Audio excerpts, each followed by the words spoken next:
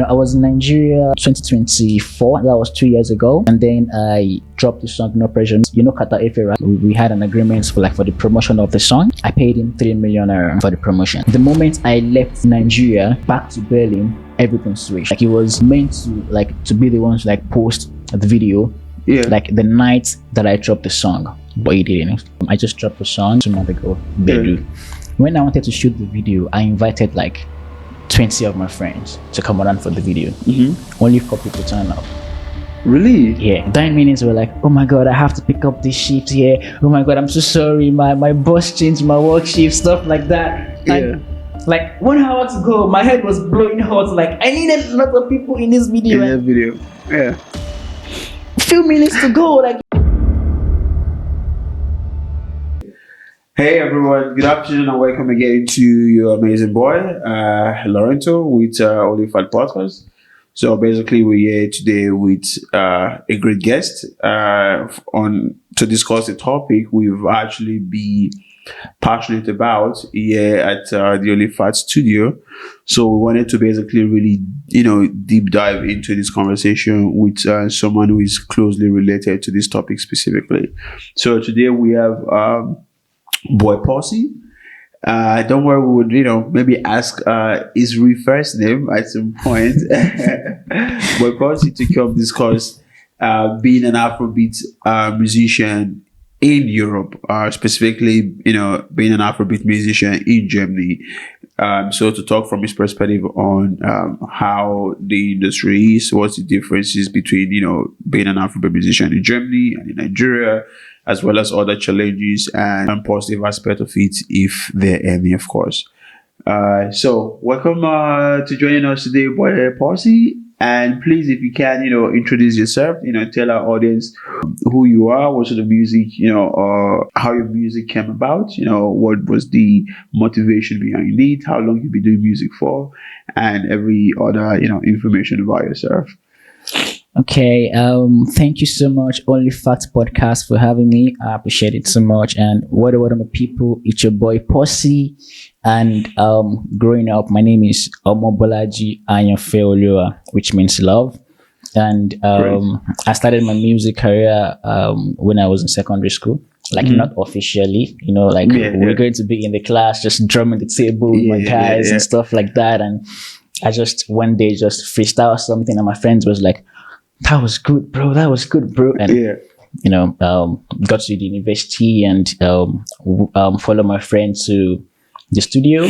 Not even me actually. And then it was recording, and I was like, how about you just do something like this right here? And the producer was like, that sounds good. And then I just hop on the song, part of it, and that was where I just kickstart my music. That's amazing. So this was way years back. Yeah. So ever since, did you also continue continue your music career in Nigeria, or you regained that music? You started your music career in Germany specifically. No, I started way back in Nigeria. In Nigeria, okay, yeah. Okay. So and for you, why did you go into music simply for the passion, or you saw it as something viable? Apart from passion, they can also be lucrative and also get you into the entertainment industry as well. Actually, I think it's something along the way that I realized it grows inside of me. So it's natural. So I think it's basically because of the passion. Okay. I'm not doing music just for I have to blow, I have to be this year. I want to blow, I want it. But even if it doesn't happen, it's something that I do, and it just makes me happy. It just makes me feel alive. Brilliant.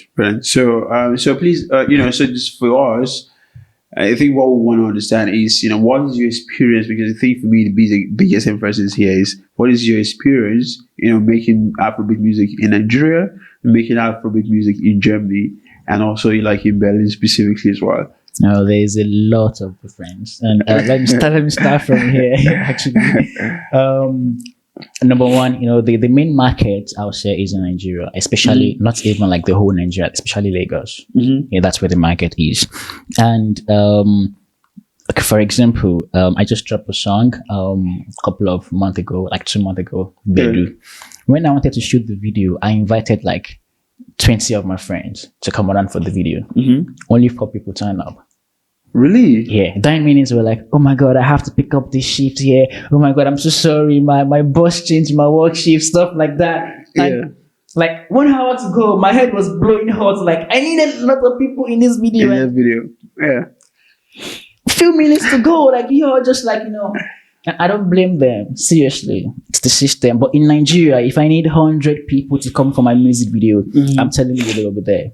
Yeah, but I mean, next thing, what you can do some other time, you can collaborate with the Onlyfacts Podcast, and our audience will be happy to show up on some music videos. So I guess there's something. So you mentioned one thing, right? That the biggest place is Lagos. So is this based on Afrobeat fans, or based on like what are you basing that on? Like on the fans and the listener and the people who enjoy Afrobeat, or it's where you have like the major the major talent company, the major labels, major management, or major music market, Afrobeat music marketers, or what do you mean specifically as that is the major market for Afrobeat? Let me start from the listeners that you mentioned. The listeners, they're everywhere. Like even in Europe, even in Thailand, everywhere. But the thing is, when it comes to like the music part, regarding the market passes, it's in Lagos. For example, way back before the internet, it's always the Alaba people. You go to Alaba, you get these sticks, you like share to people and stuff like that. And the moment the DJs picked up, the Lagos DJs basically picked it up. It's like everywhere already. And then you get out the connections from like, you meet people across the street, across the industry in Lagos, because like most of them based in Lagos, like the major labels, almost all of them. Even if you like from Ibadan, even if you like from Port Harcourt, I don't want to know how big you are in Port Harcourt. You still need to come down to Lagos to link up with other people, like the managers and marketers and stuff like that, and then from Lagos, then everything spreads like across the whole places. Yeah. So you just mentioned the managers, the marketers, and the labels, right? So does it mean managers, marketers, and label play a very pivotal role for the decimation of Afrobeat, both like in Nigeria and internationally? And does it play a role in where the actual base of Afrobeat is? So meaning, since the major ones are in Lagos, it means you can only basically blow up from Lagos. Because you mentioned even though you live in Port Harcourt, you have to go to Lagos. So meaning now you live in Berlin, do you have to move back to Lagos now for you to be able to, I don't have to move back to Lagos, and that is where I think this comes in. I think there are still some things that we can still do to make the market viable here in Europe. You understand what I'm saying? But what I mean about the fact that the market is in Lagos is, if you I have some couple of examples for you. Look at Charlie Poppy. It was already Charlie Poppy. It was already popping in a city. I think that's Port Harcourt, right? No, Benin. It was already like popping there. Yeah. But he had to move down to Lagos to have some connections, like with like the likes of Zlatan, some other marketers, like this person that signed him. I forgot this person that he had to do with. I don't know. The marketer is very popular. I forgot his name. I can't remember right now. So like all of these people based in Lagos. For example, if you live on the island, it's quite easy. Like when I met J1, I just met him through somebody. Like somebody just listened to my song and I was like, ah, damn, you're good. And I know J1, and then we just met, like link us up together, and then we had a song together. Like like these celebrities, like they're in Lagos. Like you can be in a hotel on the Highland, and the next person in front of you might be like Tiwa Savage, manager. You know what I'm saying? But they are hardly in Port Harcourt. They are hardly in Berlin. They are hardly in the UK. It's like mostly in the Lagos. Okay, so you mean what's also important is to also connect with on a daily basis to see other like Afrobeat artists that are also a bit bigger as well. Basically, that's right. If you live in Lagos Island, I think my next question was going to be how difficult is it to like to like connect with Afrobeat fans in Berlin? So because if you're in Nigeria, it can be a bit easier because you can just go to like Oshodi, like connect with fans, or go to like to one of these main area basically, right? So how is that like for you, being an Afrobeat music artist in Berlin? It's quite difficult. Like nothing is impossible, don't get me wrong, but it's still like quite different. For example, when I got to Germany, to Berlin, I was trying to, in Nigeria you can have this I wanted to create a content. So I have a couple of discs that I wanted to like, go to like on the highway to like give people like, hey, like, listen to my song, blah, blah, blah. So, I wanted to try it here in Berlin, but I was like, I got to the highway. I was like, okay, what am I doing? How am I going to go about this, But, that's like aside, like there is so many differences, like from where we're coming from as a Nigerian and here in Berlin. And, there are so many ways I still think we can still make the market work here. Like you don't have to go back to Lagos to be famous as an Afrobeat artist. Yeah, brilliant. So just getting back to a point you made earlier, right? That you can be in Lagos and you just walk and you see like you see like one of these Afrobeat artists or musician, and then you just connect, and then that can foster featuring and releasing a song together. So would you say there's unity now and collaboration within the industry in terms of how easy it is for you, for example, as a young, I'm sorry, I don't know how massive you are basically, right? But I wouldn't say, someone like, J1, Tiwa Savage, like established people, right? You still like below that, that level, right? So how easy, for guys like you, to be able to get to those people and like collaborate. So is there like unity and collaboration within the industry, or it's very, very difficult to do that except you, either pay a lot or be also big as well? I think it depends on the relationship you have with the artist, or probably through the person you met them with. For example, like I said, when I met Tayo Currency and J1, it took us like 6 months before we actually made a song together, because we were like getting to know each other. Like I did go to his place. Anytime I come to Ibadan, also it can come around to my place. Like we do meet up and hang out and chill and stuff like that. So we created that relationship because like you don't want to like make song with somebody like you're not feeling the vibe, the energy. So it takes quite a lot of time, and I think it's actually good. I'm talking about me. I really don't know much about it. Some people do pay like a lot of money for collaborations, which I've never done before. I didn't pay J1 for collaboration. I didn't pay Tayo Currency for collaboration. Like it just happened like naturally because they like my sound, and we created the relationship and stuff like that. That's really nice. That's really nice. So so for you, right, how has your experience been so far, like being an Afrobeat musician in Berlin and in Germany as well? Like how from your personal experience, I would say it's quite noisy. And it's quite boring. Give us like some of the difficult aspects that you've or difficult situation you've experienced so far. It's for example like the connecting part with people, with the DJs and stuff like that. Like here everyone's have their bills to pay. Everyone is like busy with this and that and stuff like that. So it's quite very hard to like connect with people together, like to like be like, okay, let's like, for example, there's this artist that we're planning to like work together for some couple of times now, for like almost a month now.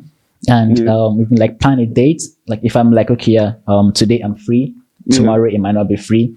Okay, today is free, tomorrow I might not be free. And apart from that, the DJs sometimes like when you go to the club, they basically only want to like play like the known songs, the known artists. But in Nigeria, like they do have like the DJ group, like if like an artist is like trying to like come up now, they can just like drop their song, the artist song in the group. Actually it's quite difficult, I would say, here in Berlin and basically in Europe, I would say, coming from my own experience, like in Nigeria, to connect with like the DJs. For example, when I did a song with J1, they have like this DJ group that they just like drop the song in the group, and then the DJs picked it up and we're now playing it in the club, playing it in like different places and stuff like that.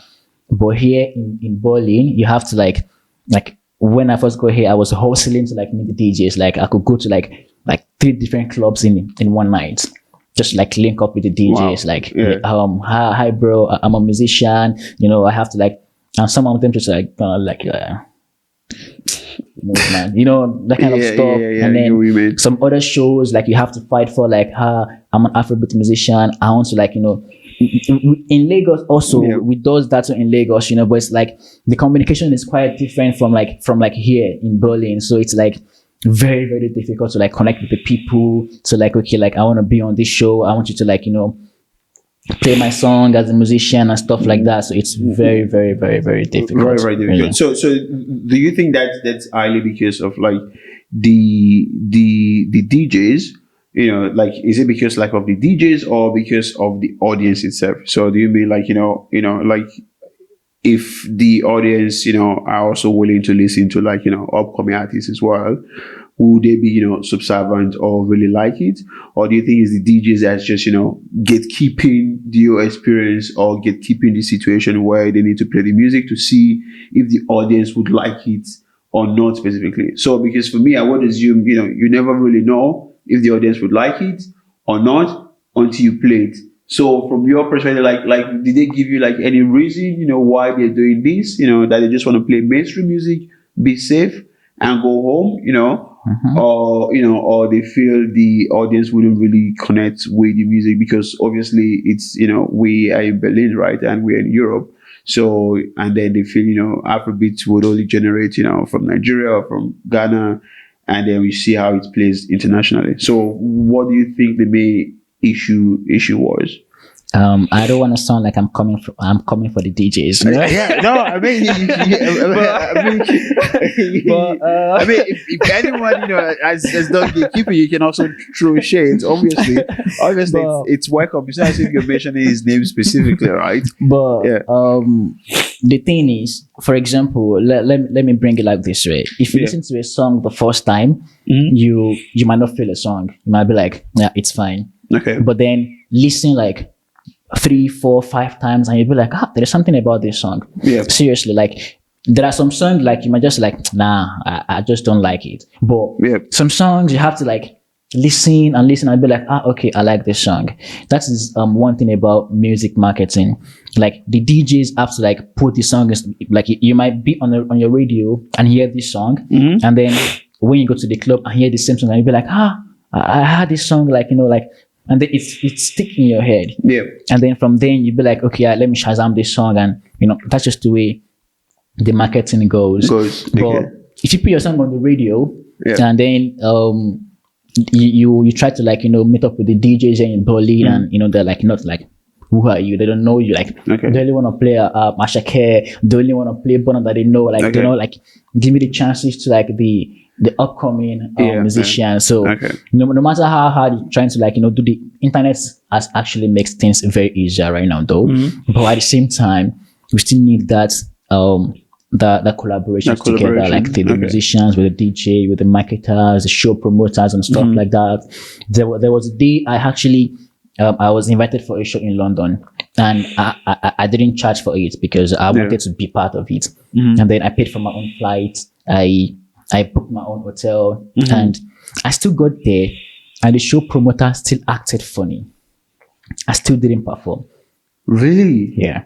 I booked everything myself. That's the only crazy. All the way down to London, from Berlin to London. Yeah, I booked my hotel and everything. I even went there with my my camera person, like, you know, like to cover the shoot and stuff. The show and the performance.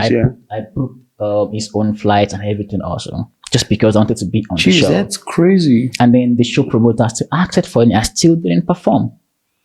You know, like things like that. But in Nigeria, it's actually still very difficult for me to like book my own stuff and then still not perform. It's like very rare that it's going to happen in Nigeria. Yeah. So like some of the differences that is like, you know, happening between Nigeria an artist in Europe. It's Yo, that's crazy. So if you're a DJ, show promoter, please, support, collaborate, and engage with upcoming artists, because that's how you know who's going to be the big, the next big star and the next big superstar. So imagine you were there when Charlie Poppy was coming up. Yeah, connect, man, connect. not beg with a beg. Yeah, but so speaking of the internet, right? So I wanted to get into this. So because you said the internet has helped things a lot. So do you feel, so from your perspective, right? So as playlist, Instagram, TikTok, as all of these like social media platform helped like upcoming artists like you a lot more in terms of making your song go viral so much, or you think it still doesn't do a lot to help like upcoming artists, and it's still a bit stick to like the main or popular people? Actually, it helps a lot. Yeah. Social media has helped a whole lot of to discover a whole lot of artists. Yeah, great. Like Charlie Poppy, as I said earlier too. I mean, TikTok and some playlisting actually helps him a lot. And there are like a couple of other artists. There's this artist also, Don Jazzy's just signed. Yeah. He met him on TikTok also. Like Arista also, he met him on Instagram also. So it has helped a whole lot of people. A whole lot. So the internet is doing a great work. Social media and stuff like that. That's cool. Okay, that's good to know. At least there's one platform that is supporting Afrobeat artists in Europe. So how is it like so because I'm curious about this, because I also know people who are like getting into music in Berlin as well. So like how is it for you like connecting and collaborating with like these other artists? So not like the DJs and promoters of event now, but your fellow artists and people that are also coming. So do you like collaborate with these people? Is there a way do you think maybe there's a way you guys can, maybe create some sort of platform where, where you have the chance to always like, connect, easily find each other and try to do things together specifically, and like give updates and follow up on like different events and shows? I really wish there is a platform like that here in Europe. The artists can connect with each other. DJs can connect with artists and stuff like that quite easy. I have some artists here that we're like friends and colleagues that we collaborate together. We do things together. But personally, like here in Berlin, there are scarce producers that can actually give most artists the kind of stuff they want. They want, okay. They are quite like varies, but there's like not really a lot. Like for me, I if I like want to like make new music now, I do go back to Nigeria most times to like make the song and stuff here. Oh, okay. Most times, but there are actually producers here also that are good for some people to like make their songs and work together with.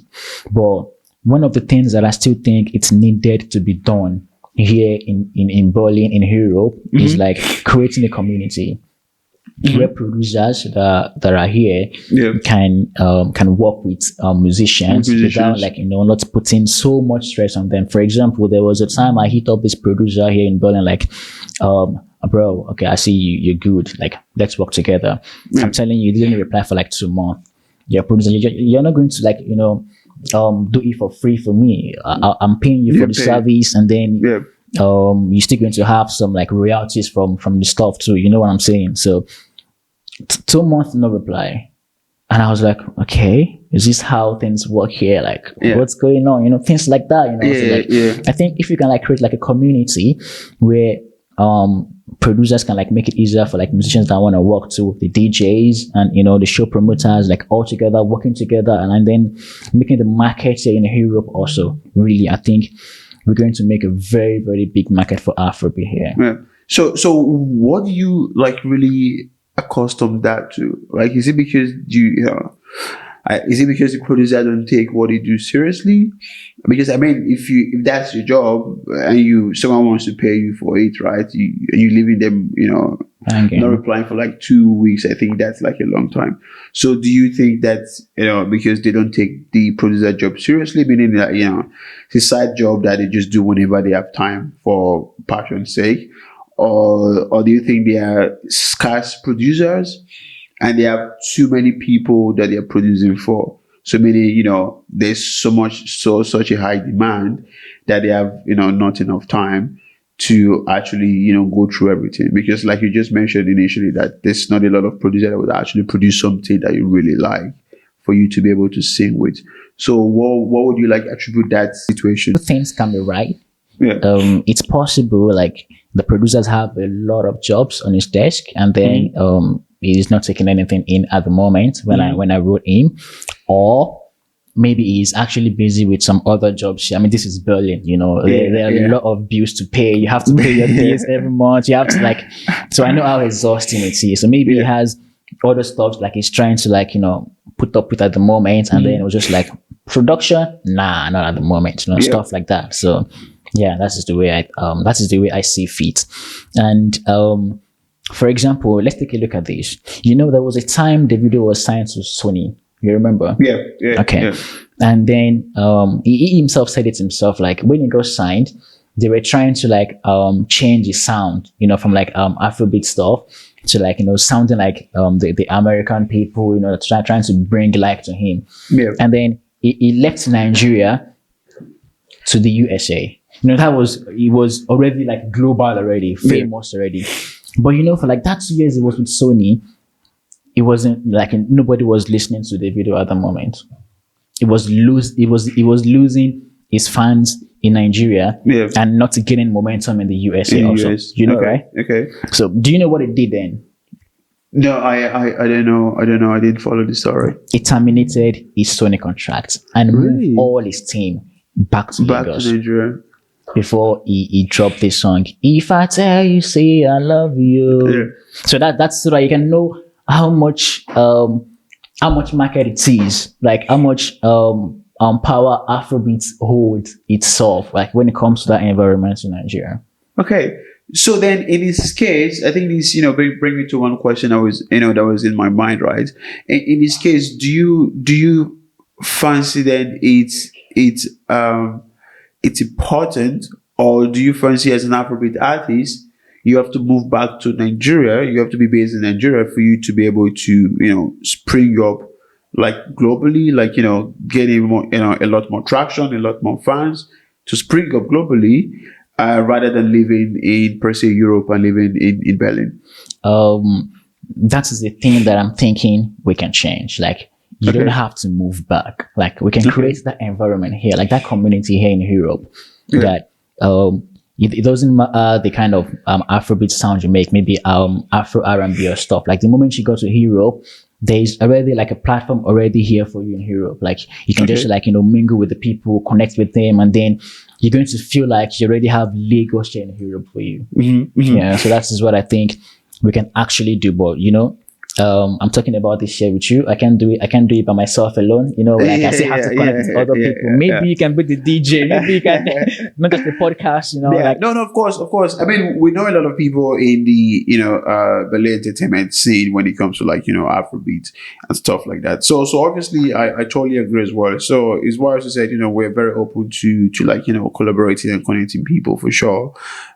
So that's something we're always willing to do at every point in time. But I mean, we cannot do it if people do not ask us for, do you know this or do you know that, right? So if you say, yeah, we have this guest, at one point in time, I'm also already thinking about it. We had this guest at one point in time who is a producer as well. So he produced both Afrobeat and hip hop as well. So he's really good.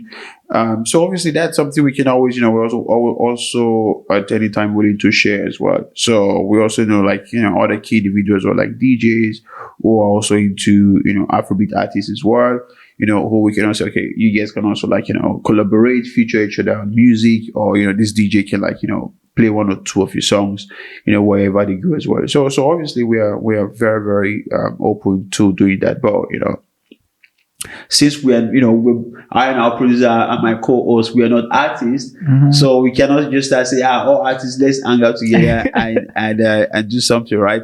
So we need people who are already in the scene to initiate it, and then we can bring in whatever support we can as well. Yeah, so that's the point from our side as well. So I think it's very key to connect. There's another thing that I thought about was when you mention the DJ WhatsApp group where you can say, this DJ can say, this is my, in Nigeria per se, this is my Song. this person, this is my song, or this is this person I also just discovered. Can you play a song? So I think that's something that can also be done here as well. So I don't see why not. Yeah. So I wanted to also ask another question, right? Because this is also like very, very important. Is so as an Afrobeat musician, so when you're like building fan base, or when you're writing and producing your song, I know generally you want your song to go everywhere, right? So but at the forefront of your mind, who is your like number one key audience? So do you want to create like your number one key audience and fans like in Europe, or you're thinking more, let me produce this thing, because I'm living here, but then it's going to be, decimated into the Nigerian market, first, or, try to penetrate into there before focusing on Europe specifically? Or do you create it like with a European centric mindset of say, let me produce and create this music here, getting to, my music into people liking it here before even thinking of, taking it globally to Nigeria, to Ghana, to the US, and to wherever? How do you approach that? I think I believe that's one of the problem musicians face actually.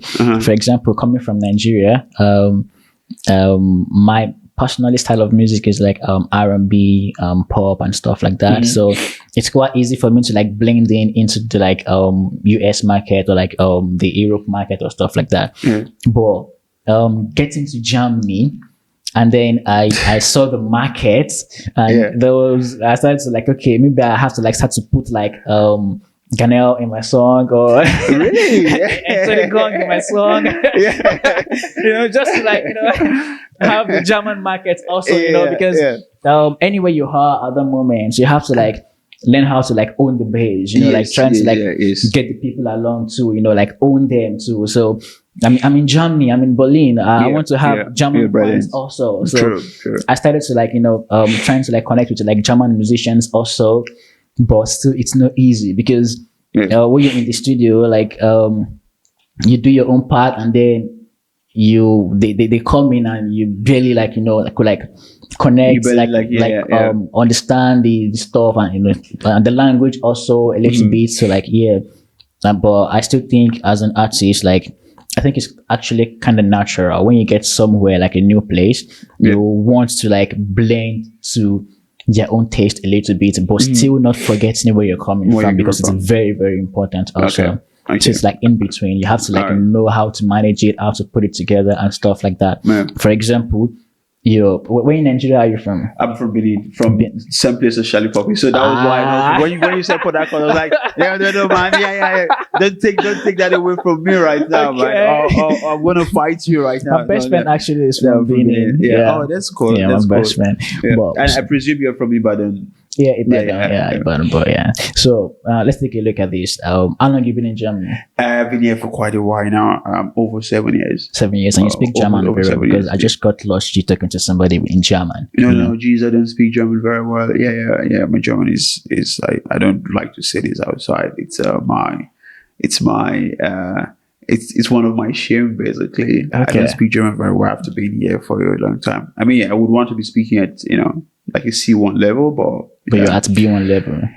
Kind of A2 B1, between A2 B1. So you can actually still have a podcast in German, right? No, Jesus Christ, no. I can survive in German. Okay. I can survive in German. Okay. Meaning, if there's an apocalypse and for some reason everyone is now speaking German, I can basically survive. Yeah, but on a like lengthy conversation, deeper conversation, no, it's impossible, because then you need much more syllables and much more words, much more, to be able to go deeper into conversation. But you're still trying to like blend into the German market, like even with the podcast and stuff. Of course, like that. I am. I mean, that's why, we do it in Berlin. So for us, it's very key that, it's tailored into the Berlin market, the German market, and then globally as well, because this is where we live. This is where we came, where the idea was invented or, came up with, basically, right? And then this is our main focus. So that's why we always want to see people, okay, what has your experience been, in Berlin? So obviously we also open to other people from everywhere as well. So we don't have like any sort of like restrictions, but we have a base starting point. Just like you said, your base starting point is always very important. Yeah. So from your base, you can then expand and then keep growing, but you have to have that, that base as well. And, for us, given we live here and we've been here for a long time, and this is where the idea came from. It's where our base is. Yeah, generally speaking. Yeah, so that's it. Going into one point, right? Because there's something we've noticed statistically and socially, and how things is, right? If you're an African footballer in Europe, right, you're way more popular than if you are a musician, a musician from Africa, but now based in Europe. The footballer is always way more popular if they're from Europe and they're African than an Afrobeat or any other musician that is from Europe. Do you know why this is? I mean, I have a guess. I'll talk about my reason or why I think why that is. So do you know why that is from your opinion, and what you think an Afrobeat musician like yourself can do to change this or to get to that level as the popularity of these footballers as well? Coming from the footballing aspect, here in Europe, they have a structure. Okay. And the Afrobeat music here in Europe don't have that type of structure. Okay. Yeah. So as a footballer here in Europe, like you have the tendency to make it quicker, to be very, very famous because they already have the structure down for you. So you don't have to go through some kind of stress, like just play football, and when you're good enough, they spot you on that sport, and then they put you through on some next basic things that you have to do. Okay. And I think that is one of the things as an Afrobeat musician that have to be, like the structure have to be here too in Europe for like Afrobeat musician also. Okay. So once the structure is like it's there, any artists that come from like anywhere, even not in Nigeria, like because there are South Africans doing amapiano, there are others, in other places too. Like once they get to Europe, they already know like, okay, they already have a structure for them. And they're just gonna have to like go through the structure and be where they want to be. Okay. Yeah, I mean, I see. I see what you mean. Yeah, of course. No. I see what you mean for sure. For me, from my perspective, to be honest, I just think one, it has to do with the activity itself. So many, music as an artist, and football, being a sport itself. So basically, football was, invented in Europe. They're more acclaimed to it. They're passionate about it a lot, right? Compared to Germany, I mean, I've been here for a while, and the German music, it's I don't want to really go. Yeah, German music is just there's no flavor basically, right? So I don't see passion in it as much as football. So that's why if you're an African footballer here and you're doing really well, like people are then passionate about you, and then it goes, and then there's this social virality attached to that as well. And then the footballer become much more exposed and much more blown to, back home as well, because now people now know his name, people are now also passionate about it, because we're also passionate about football in Africa as well. But as an artist, here it's always difficult to get into like the general market, because not a lot of them like, passionate about music or passionate about, Afrobeat as well. I think they obviously they're more passionate about like American music than Afrobeat. Personally, from my point of view, from what I've seen so far, I don't know if there's any statistics on that. So that's why I think it's more difficult for an Afrobeat artist to actually get that exposure, to be to get to that fame. So that's why, like you said, I always advise anyone who's an Afrobeat artist is always try to connect with obviously it's a cliche, but always try to connect with artists like, in Nigeria, in Ghana as well, in West Africa as well, especially like in West Africa, that region as well is very, very important, because it also helps you spring up a lot, because then what you find out is is when you're also popular there, you have people who are back home telling their family members in diaspora, oh, you should check out his music, or people in diaspora who are watching like content from, Facebook, Instagram from Nigeria as well, get to see you as well. And then when they see you, then they start playing your music, and then, it gets, bigger and bigger and bigger, right? So that's why, I always advise that to like any artist I meet here who is into Afrobeat. Like, always make sure you connect with, people, other musicians, other people in the industry from Nigeria as well, even if you live in Europe. Again, that's what the internet is for. You can always like on WhatsApp, call, and on whatever to like connect as well. So that's my opinion why footballers in Europe are doing way more than Afrobeat artists. It's just two things I was passionate in two different places. And another thing that I think is, the genre of in Nigeria now, there's like just like quiet Afrobeat. There's Fuji. I mean, as a person, you can listen to Ghana, listen to Michael Jackson, but mostly you listen to the mainstream in Nigeria. But here in Europe, there's like they have their own genre, they have their own genre, stuff like that. Yeah. So that like Afrobeat is still trying to build it already has its own base here actually, but it's still being developed. Growing. Exactly, still growing. So I still think it still needs time normally, but if we can still create that community, like, among each other, and then build that community, I still think it's still going to help the Afrobeat scene in Europe a lot. Absolutely. Yeah. No, I absolutely agree with you as well. I mean, even if you look at it from like some of the like Afrobeat festivals or concerts done here in Europe, there's like crowds in there and, hundreds of people.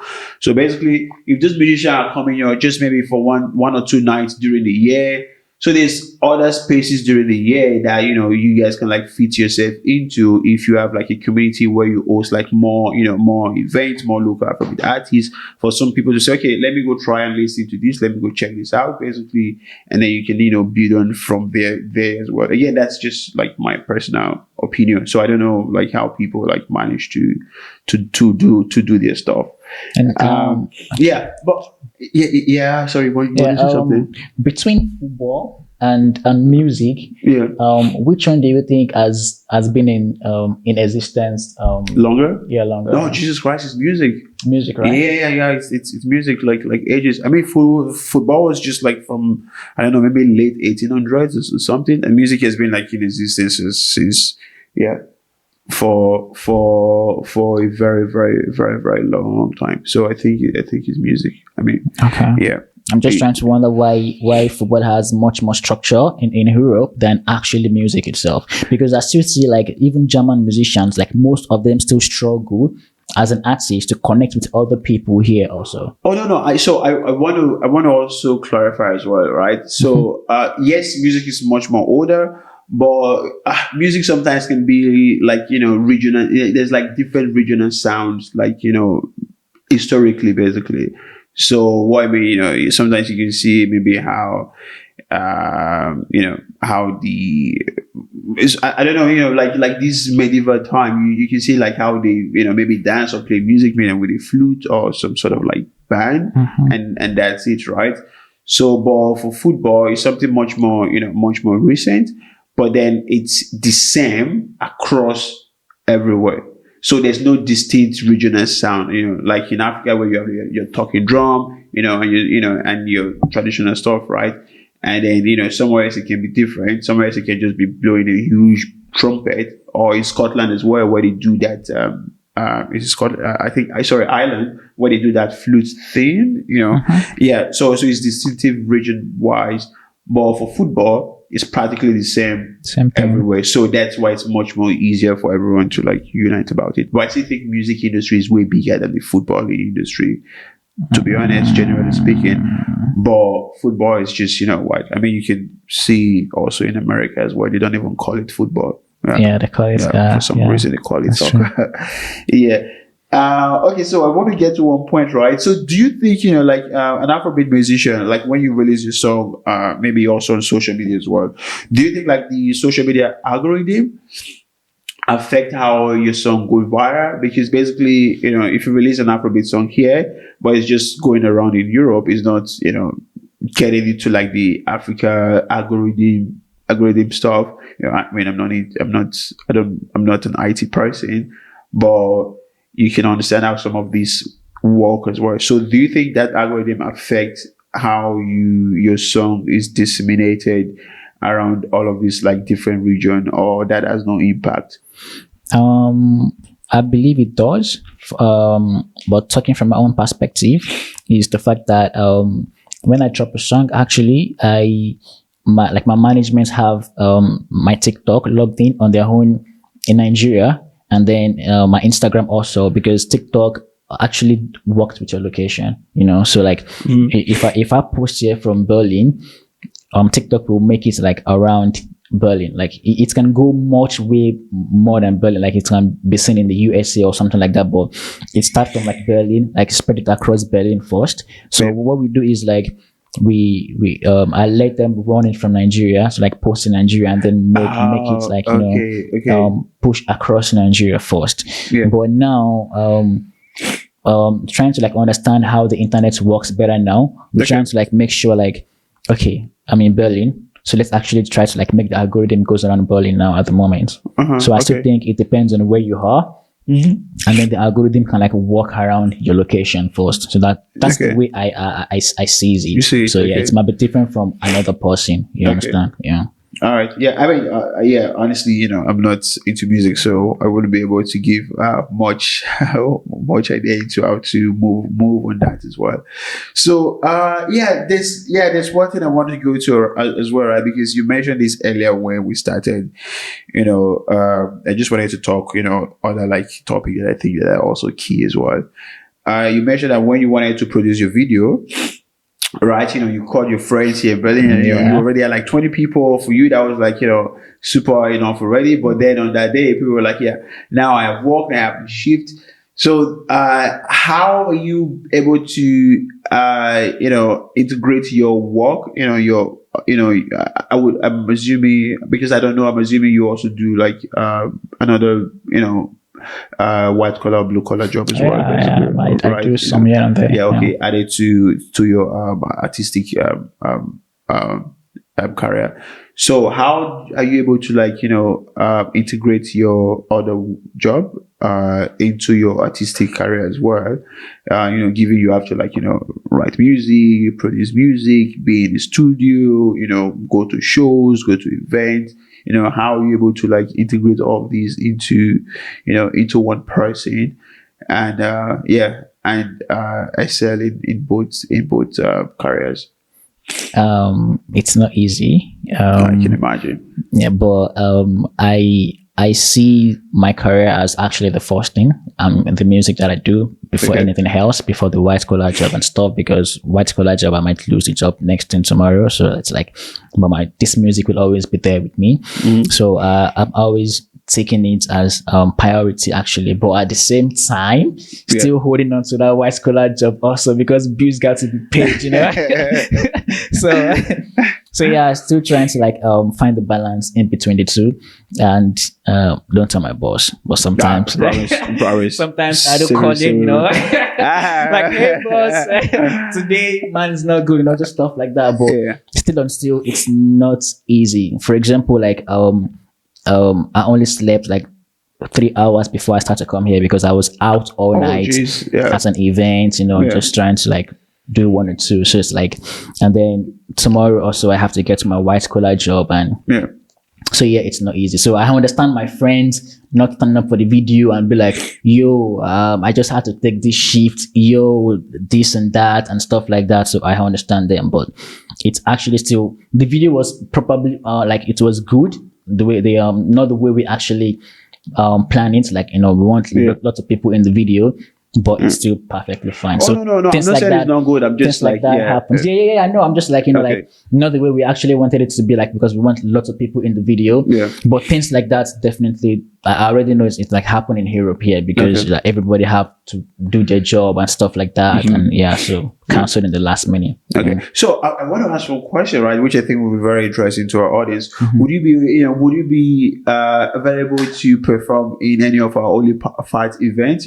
we host events, every now and then, so you can come sing to our audience and give them the pleasure of like listening to your song as well in person, live. 10,000%. Okay, I'm all in. So guys, only podcast got me. be ready. Be ready. We have a list. We are creating a very long list of amazing artists that will be performing maybe some of our events sometime in the future. Yeah. So I think just for us to like close this as well. So what would you say your experience have been like living in Berlin? As an expat who is working in your field, and as well as someone who is passionate and being an artist as well. Obviously, I know for you, your artistry is your number one priority. But then, like every Nigerian parent, like, hey, you must go to school, you must, go to uni, and you have to work here, right? So you also have to build that as well. So how has the experience been like living in Germany, doing like both of those, and just, being in Berlin and Europe as a whole? And how do you, how is your day-to-day experience in life here? Roller coaster. But before we actually close this episode, I want to talk about this too. Yeah, of course. I was in Nigeria 2024. That was 2 years ago, and then I dropped the song "No Pressure Me," which I did with Kata Efe, right? He's a live streamer right now. Yeah. So we did we had an agreement for the promotion of the song, and I paid him 3 million for the promotion. Wow. This is one of the things Afrobeat artists in Europe face. You try to save up the money for promotion, and then when you get to Nigeria, they be like, nah, I just got back, so I has that money in him, so just they just want to tap from him and stuff like that. And then they probably they don't know you have to do some cooler jobs here to come up with that money and stuff like that, like shifts that you have to take, things like that, sleepless night. So I got to Nigeria, made this song, met with him, had a deal okay, I want to do this promotion song like this, stuff like that. And then he was like, okay, yeah, fine, no problem, let's do it. So we made a video. It was meant to do the posting and things like that. But the moment I left Nigeria back to Berlin, everything switched.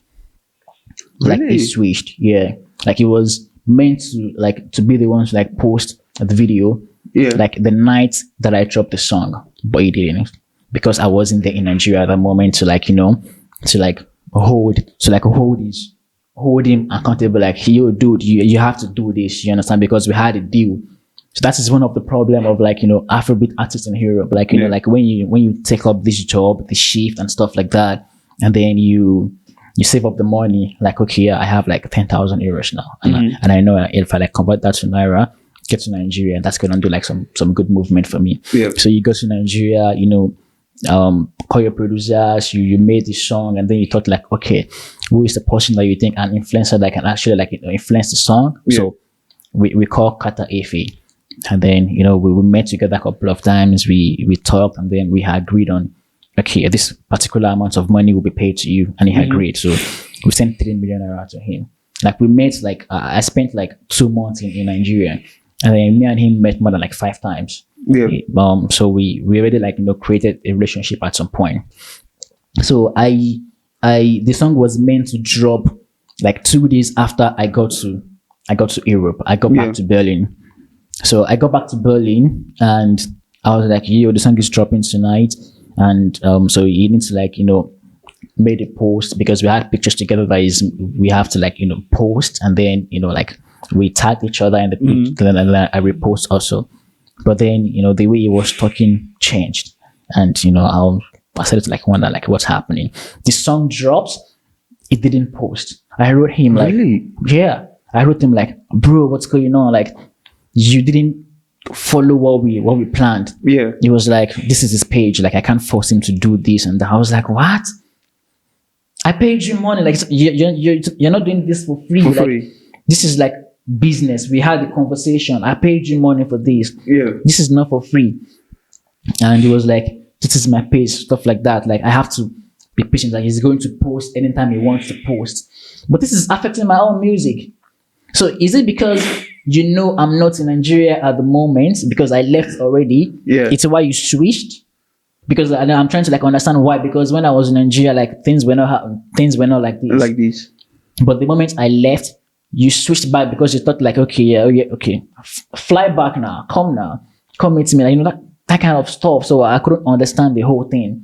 So things like that, like and I'm taking from my own experience. Yeah, I know there are some other people that have way much more experience, like that they save up money from Europe, went back to Nigeria to like push their stuff, and then they go ripped and they just like give up on this stuff because of their situation right there. So. Yeah. So many this you know of stories to suggest this happens often. Yeah, I know a couple of too. Like somebody also that wanted to like do a song with techno. The same techno. Yeah. And then they wanted to. He was asking for $20,000, and they were like, okay, yeah, let's have an agreement, stuff like that. And it was like it doesn't want no paperwork. And he won the money in cash. No way! And they were like, yo, like you won the money in cash, like you won $20,000 in cash. And you don't want no paperwork. So what are you trying to, to do? Oh that's crazy. To date, I respect people like J1. I respect people like Sydney Talker because I've met these people. I respect people like Kiss Daniel because I've met him. Me and his brother were very, very close way back in Nigeria. So like they are Kiss Daniel, if it doesn't vibe with you, he won't even want to do a song with you. But he's a very straightforward person and a very cool-hearted person. Like people like that, people like J1 also, like they're very calm. Like if they don't like you, it's not just about the money with them. It's about like what they can feel from you, like your sound and stuff like that. But there are some people like they just like the moment you're not present at the moment, they want to rip you apart. That's crazy. But I think I would always advise anyone though, with such a thing, why not just go into an agreement, especially when money is getting involved and changing hands? Because if you're doing something just for fun, it's okay. You can say, okay, no agreement, we're just doing this for fun. Then, if you get to a point where what you did is that like, financially beneficial, then you can say, okay, let's get into some sort of, thing, right? So why not get into agreement from the initial point? Why, I would advise anyone, if you want to, you have a business, it doesn't matter if the person is your friend or anything, it doesn't really matter. So, but if you have a business, there has to be some sort of like structure, something written up and say, okay, I'm paying you this money for the service, for this thing, and you have to deliver on those deliverables. And also, I wouldn't, something I never do, I can never pay everything up front in this sort of business because it makes no sense. You have to reach your deliverables and then you can then get the other part of your money as well. So obviously there's the initial payment and then, the deliverables that are met, and then you pay the other part as well. This is how business work everywhere. You don't just take 20K cash. Except you're doing something illegal, obviously. You don't just take 20K cash and then you say, let's agree on this. Or like your experience now, you paid Qatar for the entire 3 million. And then you say, let's just agree because we're buddies and all that. Bro, there's this money involved. And, you have to protect that. For me, you have to do it to also protect your friendship as well. Because then when there's an agreement, everyone is tied to that agreement. And then there's nothing, then there's no way you come up later on and say, yeah, sorry, we're no longer friends. But yeah, you have to honor that agreement specifically. And then we can go hang out afterwards.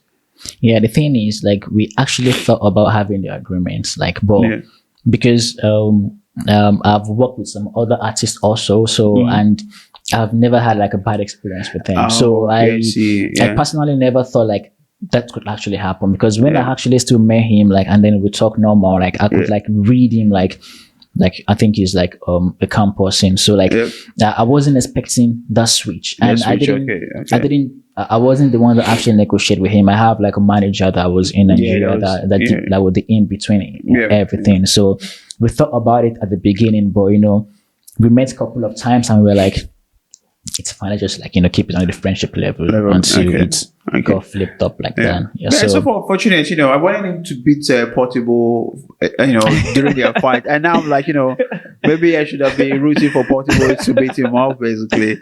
Yeah. All right. So thanks a lot for coming to this podcast. Boyposy. I really enjoyed our conversation. I think it's been very insightful from from an artist's perspective as well. Because me from outside, I just have a different opinion. So I think this has been very, very enlightening. I think our audience would enjoy this as well. So just before we go, do you have any advice for people either living in Germany that have this artistic talent they want to promote as well as also people who have this in Nigeria as well, right? So it can go both ways, and also maybe one or two key advice on how to go about it. I'm still taking advices also myself. So all I have to just say is be yourself, own your art, and just believe in yourself, and that's all. I think you're gonna be fine. Yeah. And guys, so just before we go, Boyposy is going to be on our boat cruise party coming up this summer. He's going to be performing live there. So please ensure you buy tickets and you join us, and let's enjoy the good vibe together and listening to this amazing upcoming artist.